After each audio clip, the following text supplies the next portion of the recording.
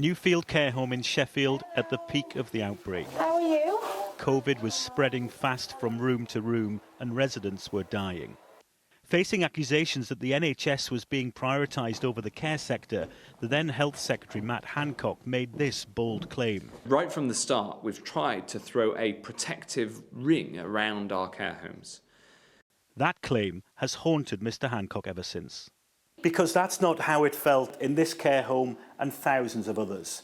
At the time, I witnessed for myself a lack of PPE, a shortage of tests for staff, and I also saw patients discharged from hospital into care homes without tests.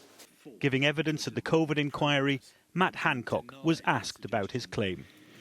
However you describe the protective processes you put in place around the care sector, they did not form an unbroken circle, did they?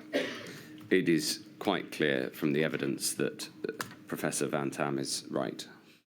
You said we absolutely did throw a protective ring around social care. Care home owner Nicola Richards was crying out for help as early as March 2020. It's incredibly raw to me to watch that and hear what he's got to say, but we knew that anyway. We knew that at the time, that the words he was saying, they were just empty words. He was standing publicly and saying this when we knew it just wasn't true, it were lies. What do you want this inquiry to learn to ensure that the same thing doesn't happen again? I think lessons need to be learned. We should have been given the protection that we absolutely deserved, and for me, they've failed the most vulnerable.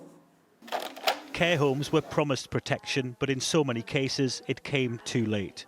Thousands of care home residents likely paid for that delay with their lives. Nick Martin, Sky News, Sheffield.